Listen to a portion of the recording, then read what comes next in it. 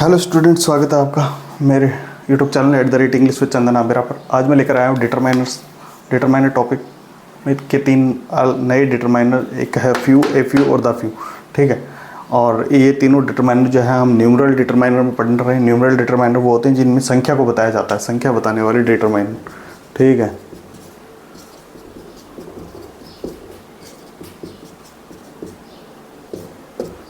ठीक है, यानी कि इंग्लिश में इसको बोल सकते हैं अपन plural countable noun.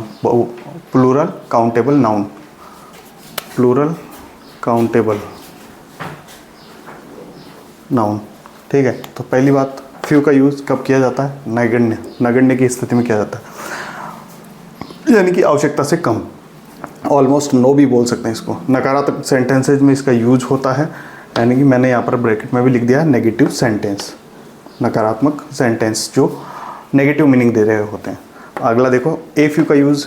A few का यूज़ जो है कुछ के संदर्भ में किया जाता है। कुछ, सम, इंग्लिश में सम के बराबर होता है। ठीक है, और इसका यूज़ जो है सकारात्मक वाक्य में किया जाता है, पॉजिटिव सेंटेंसेस में। तो मैंने ब्रैकेट में लिख भी दिया है पॉजिटिव सेंटेंस। ठीक, अगला है द फ्यू। द फ्यू का यूज़ जो है पर्याप्तता में किया जाता है, जब संख्या इतनी हो कि आवश्यकता से में पर्याप्त हो और पर्याप्त से कुछ थोड़ी सी ज़्यादा हो, एक दो ज़्यादा हो। ठीक है, तो उसको बोलते हैं द फ्यू। ठीक है, सकारात्मक वाक्य में इसका यूज़ किया जाता है। और मैंने ब्रैकेट में लिखा है plus positive, plus plus positive. ठीक है, यानी कि अतिरिक्त एक पॉजिटिव सेंटेंस मिलता है सेंटेंस में, तो उसमें जो है द फ्यू का यूज़ किया जाता है। अब बात करते हैं प्लूरल काउंटेबल नाउन कौन कौन से होते हैं। एक दो एग्जांपल्स देख लेते हैं। बुक्स की संख्या जिनको काउंट किया जा सकता है, और 1 to 3 में जिनकी गिनती हो सकती है, वो प्लूरल काउंटेबल नाउन है। पीपल यानी कि लोग 2 3 4 5 इनको काउंट कर सकते हैं। डेज, दिनों की संख्या, इनको भी काउंट किया जा सकता है। ग्लासेज, गिलास की संख्याओं को भी काउंट किया जा सकता है। कप्स को भी काउंट किया जा सकता है। पेन होगा तो पेन्स को भी काउंट किया जा सकता है। हावर्स, घंटे, इनको भी काउंट किया जा सकता है। देखिए, टाइम को काउंट नहीं किया जा सकता है, हावर्स को ज़रूर काउंट किया जा सकता है। 1 घंटे, 2 घंटे, 3 घंटे। ठीक है, अब यहाँ पर एक बार एक्सरसाइज देख लेते हैं। हम 3 क्वेश्चन लेकर आया हूँ मैं। क्वेश्चन नंबर 1, फर्स्ट क्वेश्चन है, I had blank place doubts so I hardly needed to consult the teacher. मुझे बहुत कम डाउट्स थे, so I hardly needed to consult the teacher. इसीलिए मुझे मुश्किल से ही टीचर से कंसल्ट करने की आवश्यकता हुई। ठीक है, तो यानी कि आवश्यकता नहीं हुई। हार्डली वैसे भी नेगेटिव सेंटेंस है, मुश्किल से ही टीचर से कंसल्ट करने की आवश्यकता हुई, यानी कि आवश्यकता नहीं हुई। तो यहाँ पर ये देखा जाए, आवश्यकता बिल्कुल नहीं हुई, तो ये कितने डाउट्स थे? बहुत कम डाउट्स थे, यानी कि नगण्य डाउट्स थे। तो फ्यू के लिए इसका यूज हो गया। इसका यूज जो है फ्यू में होगा, आवश्यकता से भी कम। ठीक है ना, I had few doubts so I hardly needed to consult the teacher. तो इसमें ऑप्शन आ जाएगा,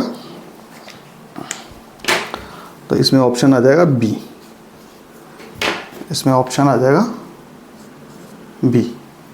अगला क्वेश्चन है question number 2, blank place, books the author has written will be accepted for movies. कुछ बुक्स हैं जो ऑथर ने रिटन, लिखी थी, will be accepted for movies, उनको फिल्मों के लिए स्वीकार कर लिया गया है, एक्सेप्ट कर लिया गया। ठीक है ना, कर लिया जाएगा। विल बी है ना, कर लिया जाएगा। तो कितनी बुक्स हैं इसका अपने को मालूम नहीं चल रहा। ना तो ये नेगेटिव सेंटेंस है, ना ये पॉजिटिव सेंटेंस है। जब तक ये नेगेटिव नहीं है, जब तक ये पॉजिटिव नहीं है, तब तक अपन इसको पॉजिटिव मानेंगे और ए फ्यू का मानेंगे, ए फ्यू का सेंटेंस मानेंगे। तो इसमें ए फ्यू आ जाएगा। ठीक है, a few books the author has written, कुछ किताबें जो ऑथर ने लिखी थी, will be accepted for movies, वो जो है मूवी के लिए स्वीकार कर ली जाएंगी। ठीक है, तो इसमें ए ऑप्शन आ जाएगा। नेक्स्ट क्वेश्चन है question number 3, there were blank place people on the beach. There were blank place people on the beach so we were not completely alone. ठीक है, तो वहाँ पर बीच पर जो है कुछ लोग थे, इसलिए हम वहाँ पूरी तरीके से अकेले नहीं थे। तो बीच पर कुछ लोग थे और हम पूरी तरीके से अकेले नहीं थे, यानी कि लोग कुछ थे और आवश्यकता से ठीक ठाक थे, आवश्यकता के से थोड़े से ज़्यादा ही थे। ठीक है ना, तो हम अलोन नहीं थे, नेगेटिव नहीं था, तो इसमें क्या आ जाएगा, इसमें आ जाएगा ए फ्यू।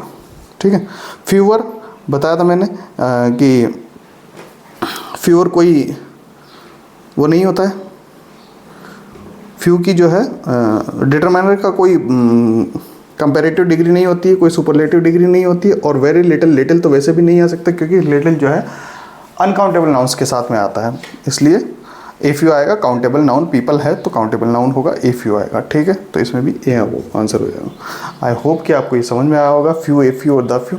फ्यू बहुत कम, आवश्यकता से कम के लिए काम में लिया जाता है, ए फ्यू आवश्यकता के बराबर के लिए काम में लिया जाता है, और द फ्यू आवश्यकता से ज़्यादा यानी कि पर्याप्तता के काम में लिया जाता है। ध्यान रखिए, फिर भी इनकी संख्या कुछ ही माना जाता है, कुछ ही माना जाता है का मतलब बहुत कम। ठीक है, ऐसा नहीं है कि पीपल 1000 2000 होंगे, नहीं, 10-20 की संख्या में, 5-7 की संख्या में, ऐसा भी हो सकता है।